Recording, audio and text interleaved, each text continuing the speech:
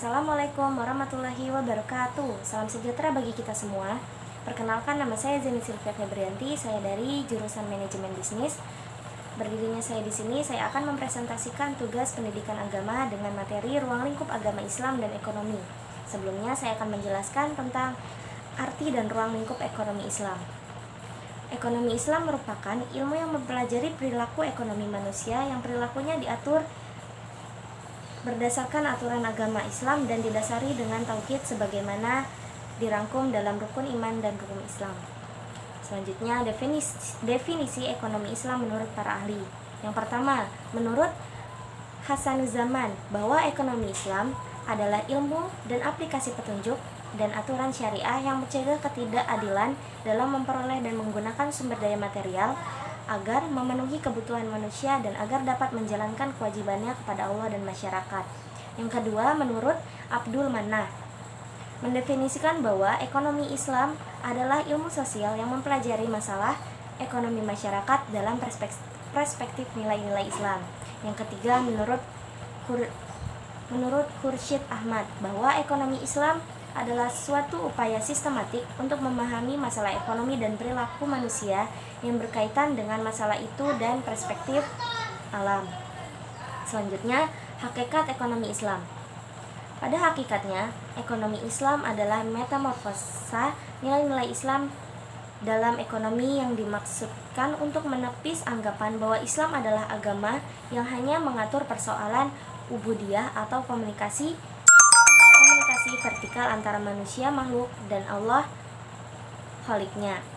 Selanjutnya, sumber-sumber ekonomi Islam. Yang pertama, Al-Quran. Al-Quran adalah sumber utama dan pertama bagi ekonomi Islam. Di dalamnya dapat kita temui ihwal yang berkaitan dengan ekonomi dan juga terdapat hukum-hukum dan undang-undang ekonomi Islam. Yang kedua, As-Sunnah An-Nabawiyah. As-Sunnah adalah sumber kedua dalam perundang-undangan Islam. Di dalamnya dapat kita jumpai hasanah atau perekonomian Islam. Di antaranya seperti sebab hadis yang isinya memerintahkan untuk menjaga dan melindungi harta, baik harta milik pribadi maupun umum, serta tidak boleh mengambil harta yang bukan miliknya. Yang ketiga, ijtihad utama, ijtihad ulama. Istilah ijtihad adalah mencurahkan daya kemampuan untuk menghasilkan hukum syarah dari dalil-dalil secara terperinci yang bersifat operasional dengan cara mengambil kesimpulan hukum. Imam Al-Amidi mengatakan untuk melakukan ijtihad harus sampai merasa tidak mampu untuk mencari tambahan kemampuan. Yang keempat, kitab-kitab fikih umum dan khusus. Kitab-kitab ini menjelaskan tentang ibadah dan muamalah. Di dalamnya terdapat pula bahasan tentang ekonomi yang kemudian dikenal dengan istilah al-muamalah al-maliyah. Isinya merupakan hasil-hasil ijtihad ulama terutama dalam mengeluarkan hukum-hukum dari dalil-dalil Al-Quran maupun hadis yang sahih. Adapun bahasan-bahasan yang langsung berkaitan dengan ekonomi Islam adalah zakat, sedekah sunnah, fidyah, zakat fitrah, jual beli, riba, dan jual beli uang, dan lain-lain. Dari materi di atas dapat disimpulkan, ekonomi Islam merupakan ilmu yang mempelajari perilaku ekonomi manusia yang perilakunya diatur berdasarkan aturan agama Islam dan didasari dalam tauhid sebagaimana dirangkum dalam rukun iman dan rukun Islam.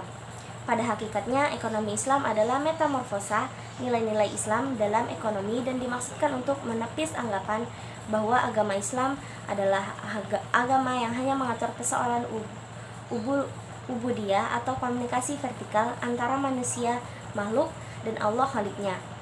Beberapa ekonomi memberikan penegasan bahwa ruang lingkup Islam, ekonomi Islam adalah masyarakat muslim atau negara muslim sendiri. Artinya, ia mempelajari perilaku ekonomi dari masyarakat atau negara muslim di mana nilai-nilai ajaran Islam dapat diterapkan.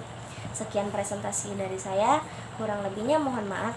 Wassalamualaikum warahmatullahi wabarakatuh.